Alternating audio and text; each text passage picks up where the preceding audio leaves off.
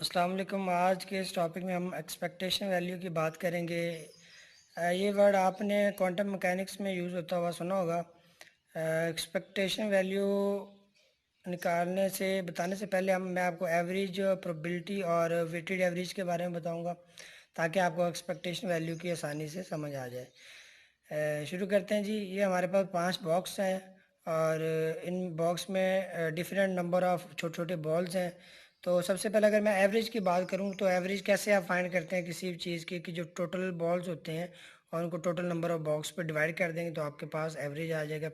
15 balls हैं total और 5 box हैं, तो डिवाइड करेंगे तो 3 आ जाएगा। तो ये आपके पास पर बॉक्स की जो एवरेज आई है, एक बॉक्स की जो एवरेज आई है वो 3 है।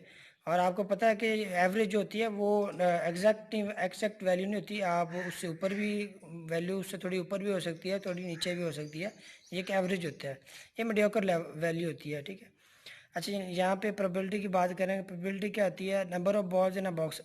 अगर मैं फ़र्ज़ करो कि बॉक्स थर्ड की बात करता हूँ, मैं कहता हूँ जी मैंने कोई बॉल लिया है इसमें से, तो आप इसकी प्रोबेबिलिटी बताएंगे। इसकी प्रोबेबिलिटी उस मतलब कि रेंडमली मैंने कोई बॉल ले लिया है, तो आप मुझे बताएं कि जो मैंने बॉल निकाला है उसकी बॉक्स 3 में से लेने की कितनी प्रोबेबिलिटी है, कितने चांस है। तो उसके जो चांस होंगे हमारे पास वो होंगे 5/15। कैसे? क्योंकि हमें पता है जी जो बॉक्स 3 है उसमें बॉल की तादाद 5 है और जो टोटल बॉल्स हैं ओवरऑल सारे बॉक्सेस में मिला के वो 15 हैं। तो 5/15 करेंगे तो बॉक्स 3 की प्रोबेबिलिटी आपके पास आ जाएगी। एक्चुअली जी वेटेड एवरेज क्या होता है? वेटेड एवरेज कुछ नहीं है जी, सिंपल है। आपने जो बॉक्स नंबर है, जैसे 1 2 3 4 5 बॉक्स हैं आपके, 5 बॉक्स को मल्टीप्लाई कर देना आपने उनकी प्रोबेबिलिटी के साथ। मतलब कि 2/15, जैसे कि फर्स्ट वाले में आपके पास 2 बॉल हैं और उसको डिवाइड कर देंगे टोटल बॉल से। थर्ड वाले में आपके पास सेकंड वाले में 3 बॉल हैं, फोर्थ वाले में 5। तो आप क्या करेंगे, उनको मल्टीप्लाई कर देंगे उनकी प्रोबेबिलिटी के साथ। तो यहाँ पे मैं क्या करूँगा, यहाँ पे मैंने बी की बॉक्स के यहाँ पे मैंने यहाँ पे एक्स यूज़ कर दिया बी के यहाँ पे, ठीक है। तो मैं प्रोबेबिलिटी फाइंड करूँगा एक्स की।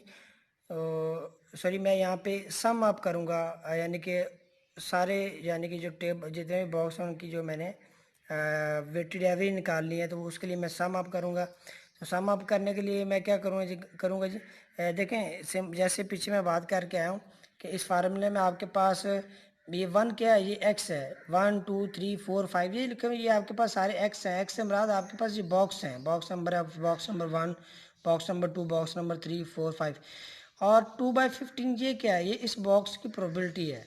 फर्स्ट बॉक्स की प्रोबेबिलिटी 2/15 है, सेकंड की 3/15 और थर्ड की 5/15, फोर की 4/15 और फिफ्थ की 1/15। ये प्रोबेबिलिटी है।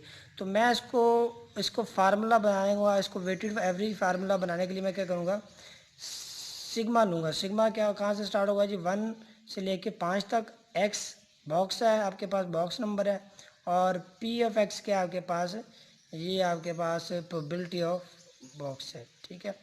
तो अगर मैं 1 यूज़ करता हूँ तो यहाँ पे आपके पास, इसको जो मैंने ज़ीरो कर दिया है क्योंकि आपके पास अगर आप बॉक्स 1 लोगे तो इसकी वैल्यू आपके पास क्या आ जाएगी, 1 into probability of first box आ जाएगी।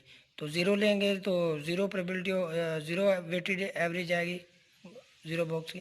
तो ये आपके पास ये एक जनरल सा फार्मूला बना दिया। यहाँ पे एक बात काबिल गौर है कि देखें, एक चीज़ होती है कॉन्टीन्यूस, एक होता है डिस्क्रीट। कॉन्टीन्यूस ऐसी चीज़ के बारे में आप कहते हो जो जिसके मतलब के जो कंटिन्यूसली चलती जाए, उसके दरमियान कोई गैप ना हो। अगर गैप हो भी तो वो कोई इतना शार्प गैप ना हो, ठीक है। तो जैसे हम हाइड्रोजन स्पेक्ट्रम की बात करते थे कि उसमें जी कॉन्टिन्यूस स्पेक्ट्रम है, लेकिन बाद में जब पता चला जी वो तो डिस्क्रीट स्पेक्ट्रम निकला हमारा। तो खैर, डिस्क्रीट और कॉन्टिन्यूस में यही फ़र्क होता है कि जो डिस्क्रीट सिस्टम होता है उसकी जो बाउंड्रीज होती हैं वो शार्प होती हैं, और जो कॉन्टिन्यूस है उसमें शार्प बाउंड्रीज नहीं होती, वो आपस में इमर्ज हुई होती हैं। आप ऐसा कह सकते हैं कि जैसे यहाँ पे तो हमारे पास ये देखें एक बॉक्स है, तो ये रियल फॉर्म में है, मतलब कि अपनी बाउंड्री है, ये डिस्क्रीट वैल्यूज़ हैं, एक रियल नंबर्स हैं, मतलब 1 2 3, ये एक अलग अलग की अपनी पहचान है। ये पॉइंट्स वगैरह में नहीं, ऐसा नहीं कि कोई बॉक्स आपको पॉइंट में मिल रहा है 2.1 वाला बॉक्स, ऐसा कोई बॉक्स नहीं, ये डिस्क्रीट वैल्यूज़ है आपके पास। तो इनके लिए हम क्या यूज़ करते हैं, इनके लिए हम यूज़ करते हैं इंटीग्रेशन का साइन। तो सिग्मा के यहाँ पे मैंने इंटीग्रेशन लगा दिया और फार्मूला को जनरलाइज कर दिया, 0 to इन्फिनिटी है। अच्छा, यहाँ पे मैं एक बात लिखी हुई है कि psi is a complex function, it has been no significant, it is not the observable, but when it multiply with its conjugate psi function, it become a real function and gives a complete sense. अब इसका मैं मतलब समझाता हूँ आपको क्या है। देखें, इसका मतलब ये है कि साई जो है ना, वो आपके पास एक वेव फंक्शन है। अब उसकी वैल्यू अगर आप देखें तो वो पॉजिटिव एक्सिस पे भी है और नेगेटिव एक्सिस पे भी है। ये मैंने यहाँ पे एक छोटा ऊपर छोटा सा जो है ना वो वेव फंक्शन बनाने की कोशिश की है। देखें यहाँ पे, देखें आपका जो वेव फंक्शन है वो पॉजिटिव वैल्यू तो दे रहा है, साथ साथ आपको नेगेटिव वैल्यू भी दे रहा है, ठीक है। तो अब इस नेगेटिव वैल्यू से बचने के लिए देखें, ये कोई सेंस नहीं, फिज़िकली कोई इसकी कोई वैल्यू नहीं है कि आपका वेव फंक्शन नेगेटिव हो, ठीक है। तो इसके लिए अब हम क्या करेंगे, इसके लिए इसको अब हम इसका मतलब कि इसको पॉजिटिव बनाने के लिए हम क्या करेंगे कि आप इसी साई के कॉन्जुगेट के साथ इसको मल्टीप्लाई करेंगे। जब इस कॉन्जुगेट को मल्टीप्लाई करेंगे इसके साथ साई के साथ, तो वो आपको एक रियल नंबर देगा, एक पॉजिटिव वैल्यू देगा। मीन्स इसका जो एम्पलीट्यूड है वो बढ़ा देगा। यहाँ पे इसकी जो वैल्यू है वो आपके पास एम्पलीट्यूड इसका बढ़ जाएगा, और जिसका मतलब है कि आपकी जो जैसे मैंने पहले बात की थी कि जहाँ पे एम्पलीट्यूड ज़्यादा हो वहाँ पे तस्वर किया जाता है, ये बात मानी जाती है कि वहाँ पे किसी भी पार्टिकल के होने का जो मौजूदगी का एहसास है वो ज़्यादा है, यानी कि आप कह सकते हो वहाँ पे उसके मौजूद होने की प्रोबेबिलिटी चांसेस ज़्यादा हैं, ठीक है। तो ये स्टेटमेंट का मतलब ये था जी।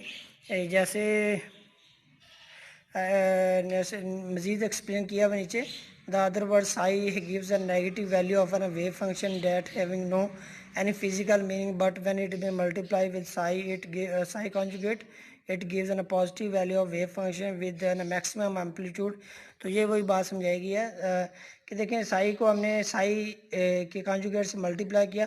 साई कम्प्लेक्स नंबर है। देखें, कम्प्लेक्स नंबर ऐसे नंबर होते हैं जिनको आप इमेजिन ही नहीं कर सकते। जब आप उनको इमेजिन ही नहीं कर सकते तो आप कैसे उनको कंपेयर करेंगे, उनके बारे में कैसे कोई आइडिया क्रिएट करेंगे कि ये इसकी वैल्यू ये है या ये छोटा है या बड़ा है, या तो वो आप उसके बारे में मतलब कि इमेजिन ही नहीं कर सकते।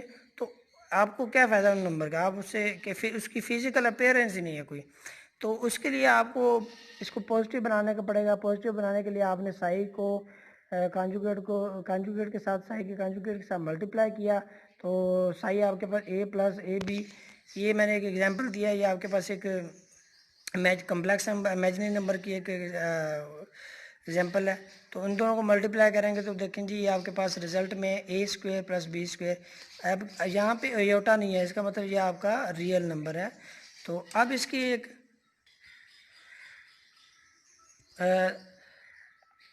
अब जब साई के साथ स्क्वेयर के साथ मल्टीप्लाई किया तो कंजुगेट से मल्टीप्लाई किया तो हमें साई स्क्वेयर मिलेगा। तो इसी तरह अगर हम अपने जो वेटेड एवरेज थी उसका स्क्वेयर लें एक्स का, तो वही हमारे पास ये फार्मूला बन जाएगा आपका integration zero to infinity x square p x d x आ जाएगा। अब यहाँ पे now we are describing about the quantum mechanics weighted value is equal to expected value, यानी कि जो आपकी ये जो ऊपर वेटेड वैल्यू का फार्मूला है ना, यही आपकी एक्सपेक्टेड वैल्यू है, एक्सपेक्टेड वैल्यू है इन क्वांटम मैकेनिक्स, ठीक है। तो for an from statistical interpretation of wave function by Max Born, उन्होंने एक इक्वेशन दी थी हमें, वो स्टैटिस्टिकल एक्सपेक्टेशन वैल्यू की कि x is equal to 0 to infinity x और साई का कॉन्जुगेट और साई मल्टीप्लाई dx। अब ये आपको बात समझ लगी, ये वही आपकी जो पीछे हम यूज़ करते Sai conjugate multiply by Sai dx।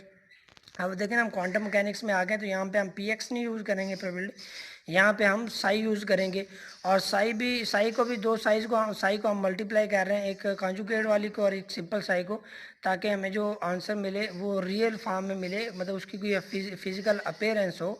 Single Sai नहीं लिखा हुआ है, उसकी मैं एक्सप्लेनेशन आपको दे चुका हूँ, जैसे कि सिंगल साई का कोई मतलब नहीं होता वेव फंक्शन का, वो मीनिंगलेस चीज़ है, हमारे लिए कोई फ़ायदेमंद चीज़ नहीं है।